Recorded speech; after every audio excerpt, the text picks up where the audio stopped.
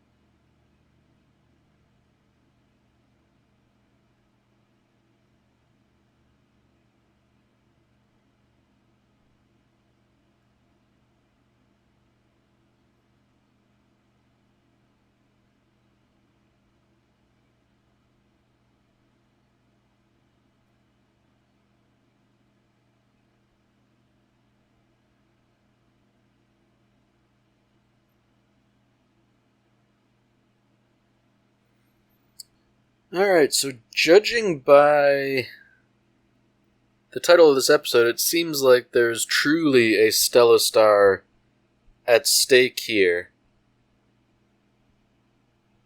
Considering Anya's grades, she's likely not going to be receiving one for academic excellence.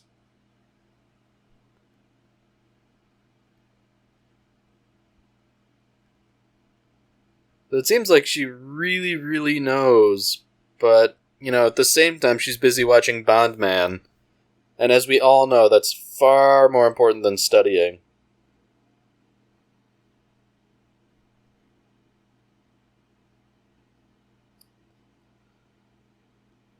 In a way, I feel kind of bad for Lloyd, because as tough as it was getting together a family and getting Anya into the school, the real hard part is getting her to actually do well at her studies.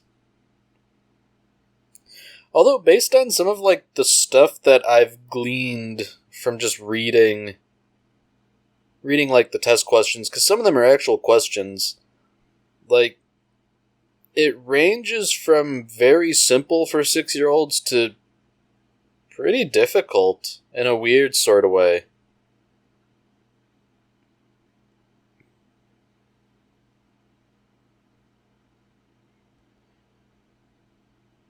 So Lloyd seems to have slightly touched off the idea of relating studies to Bondman. And it seems to be a winning strategy. Of course, Anya seems more invested in figuring out which of her classmates are good at which subject so she can cheat off of them by reading their minds. Not really a winning strategy in life, because eventually it'll catch up and bite you in the butt. I knew a lot of people in college who were, shall we say, less than academically honest early on.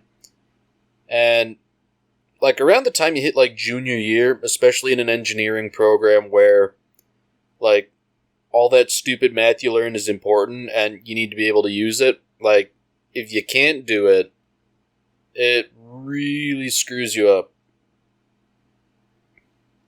Fortunately, I kind of like math, so I was okay. I mean, I'm about to rant. Not for lack of, the school system trying to beat any like of math out of me. Took a lot of effort to like math. I guess that's a really roundabout way of saying, boy, I understand Anya's plight.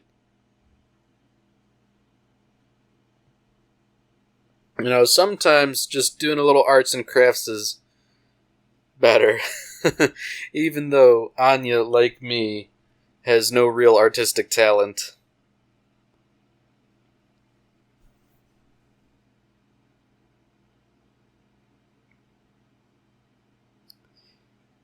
Of course, you can't blame her too much, like 6-year-olds, much less 4-year-olds pretending to be 6-year-olds, aren't very good at really anything.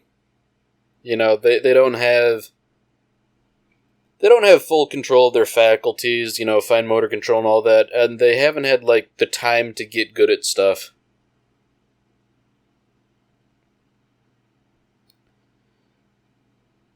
So Lloyd's trying to take the approach of, he needs to try and foster what she has natural talent in. But, I don't know, given what we know about her past, having been essentially stuck in a research lab her whole life, as far as we know, I don't imagine she's done much aside from whatever weird human experimentation they were getting on with.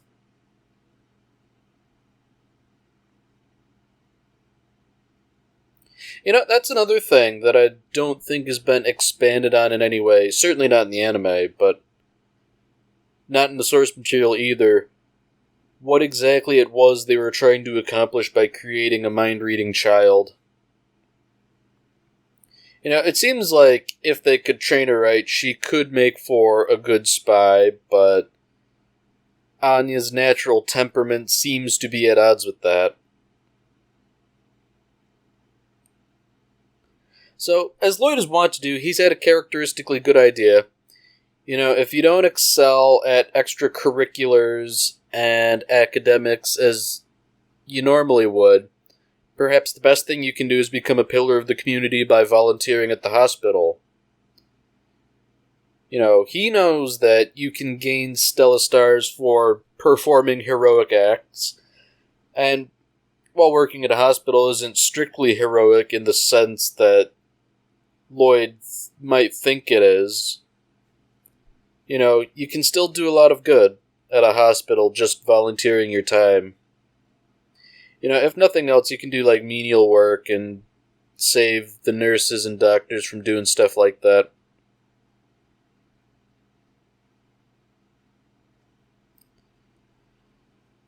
Of course, Anya doesn't seem to be particularly good at much of anything.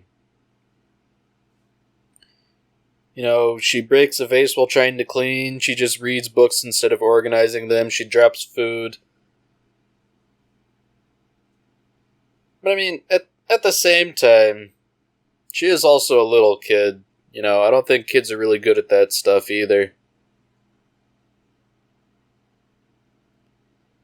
So naturally, Anya has her own ideas. She wants to go to the operating room and help there, but that would be singularly unhelpful, I would imagine.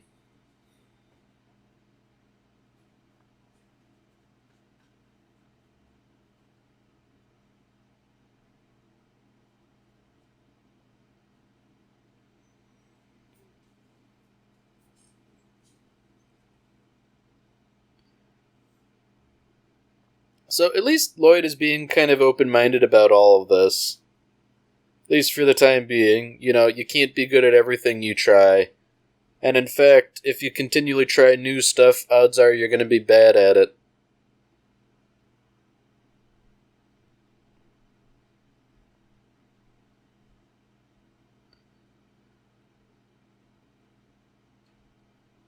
So I'm noticing a bit of foreshadowing here with Anya bringing up the pool and talking about heroic acts and volunteering at the hospital. Especially now that we're focusing on this kid who's supposedly here for physical therapy or rehabilitation. If he can hardly walk, it doesn't seem likely he'd be very good at swimming.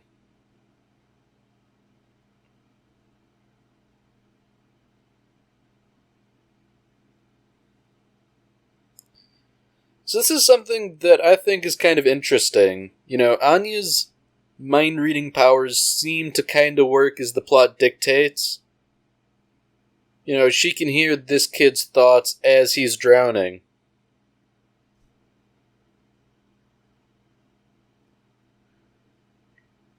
Of course, Anya's also deeply afraid that if she just brings it up to Lloyd, this will somehow get her in trouble. I think, if anything, it would just be a mild curiosity. So she comes up with a lame excuse about wanting to practice swimming. Yeah, I think this really does a particularly good job at capturing how the mind of a child works and, like, the stupid lies they come up with. So even though she knows a kid's drowning, she's still saying, like, boy, I want to swim, wouldn't that be fun?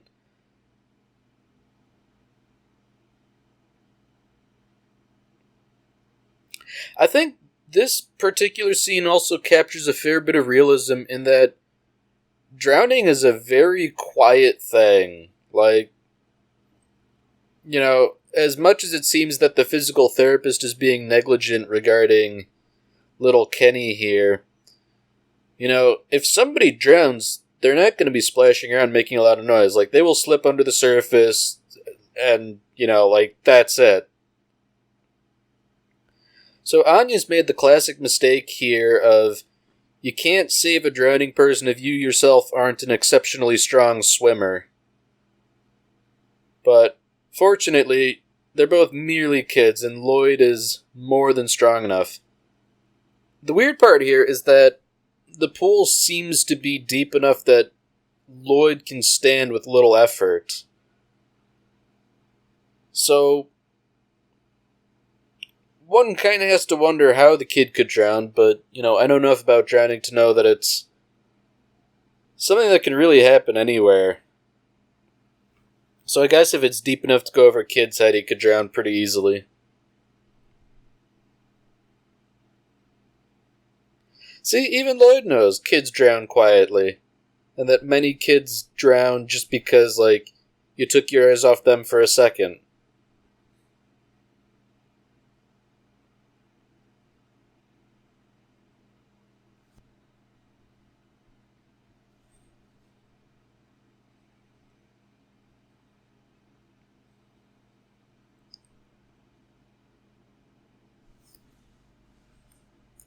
So, you know, if that doesn't qualify you for a Stella Star, I can scarcely think what would. Saving the life of a drowning boy.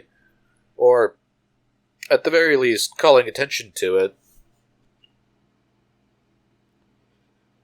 So on the one hand, this is great news for Lloyd. You know, Anya is standing out and progressing in regards to the mission. But on the other hand, she's likely going to get a very big head about this.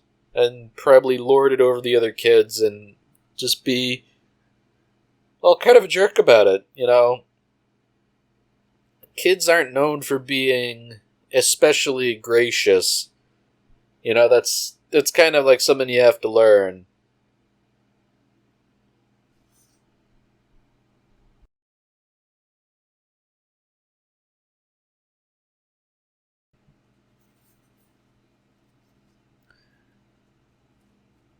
So I find it curious that Lloyd equates this feeling of pride with thwarting a terrorist attack. You know, that's like really the only point of reference he has.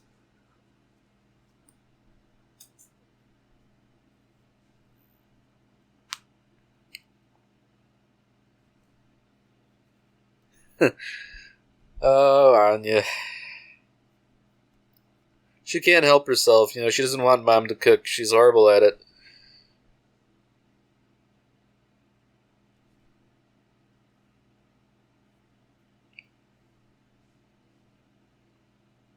So for the first time in a while, Lloyd's checking in with his superiors regarding how things are progressing.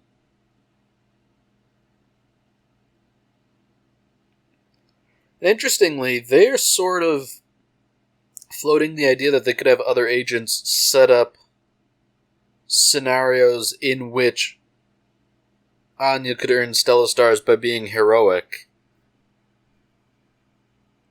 That seems really on the nose for them, and, you know, Lloyd is right. I think they would get kind of suspicious after not too long. On the other hand, of course, you know, they can't afford to wait. They need to get things underway post-haste. And falsifying a couple emergencies would probably be the quickest way to do it.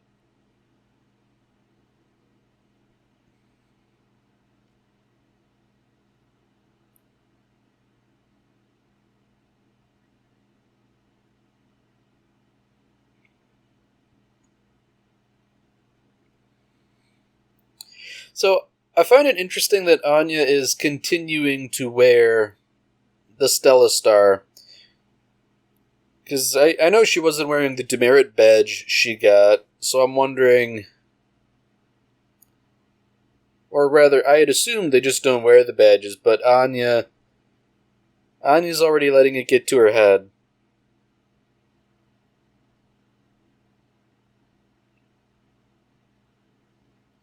Even Becky's not really keen to go along with it.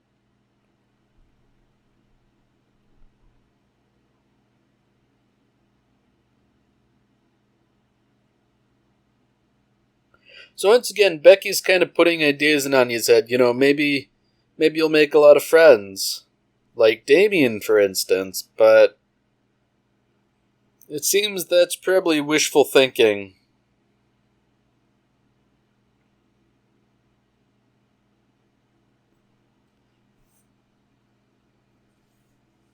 So naturally for Anya, this is tantamount to the world teetering on the edge of collapse, considering she couldn't make friends with Damien over this.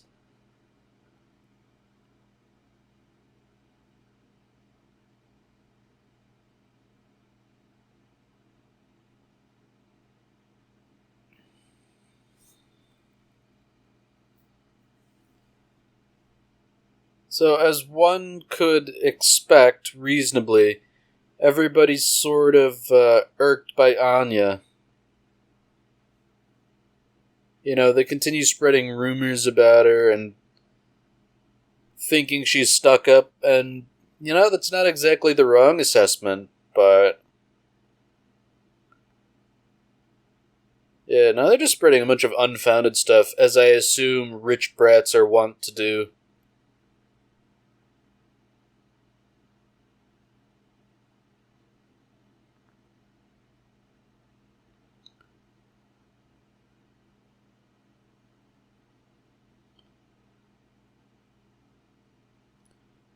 So notably, Damien sort of tacitly defends Anya, only in the sense that he claims this school is above mistakenly handing out a Stella Star. So, by that logic, Anya must have deserved it, which is why he's so mad, because he views her as below him.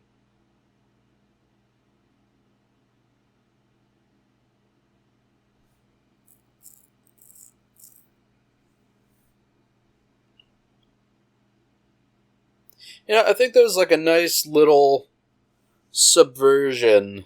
One would think that Damien would buy into the whole, like, ooh, Anya cheated or something, blah, blah, blah, blah, blah.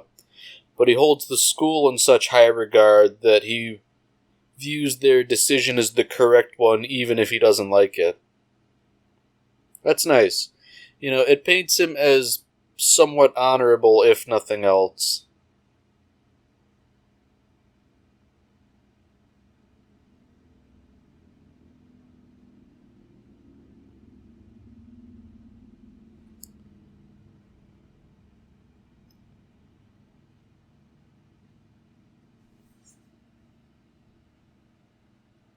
So now Becky's sort of exerting a malign influence on Anya again.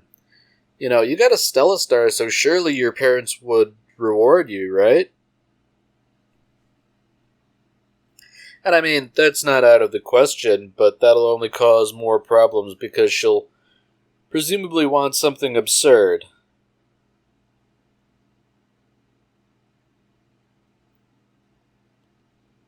On the other hand, Becky's seeding the idea of getting a dog, so while that certainly is a burden, it's something manageable for Lloyd and the others.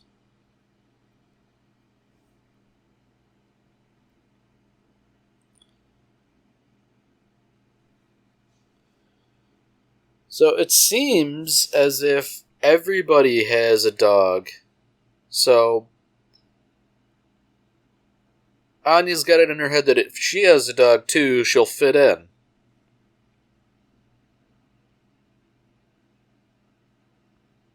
I like how she imagines all the voices of the adults in her head.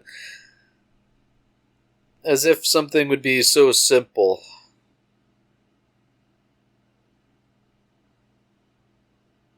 So in Anya's mind, this is a pivotal thing in that, world peace relies on her getting a dog and making friends with Damien. Naturally, like most kids, she doesn't understand that dogs are a lot of work.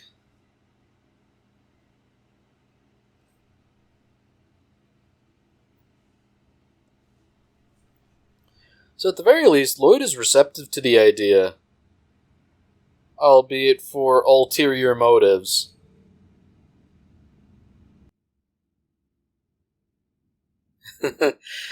Oh boy.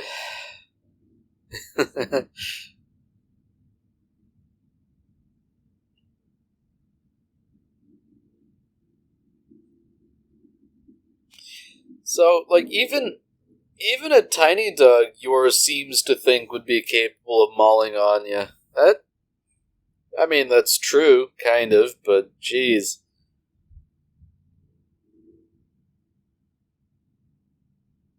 So I guess the good news in all of this is that the dog will be introduced now. And these were some of my favorite chapters from the manga concerning the new dog.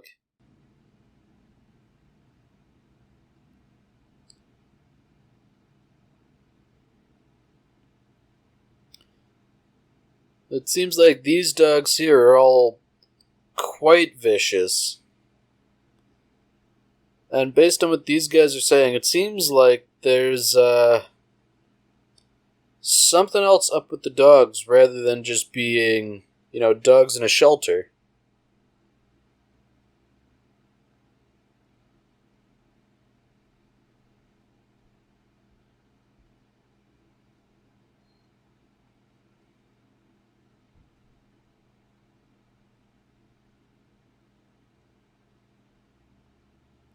I like how you're still fixed in the idea of a dog mauling Anya and not wanting that to happen.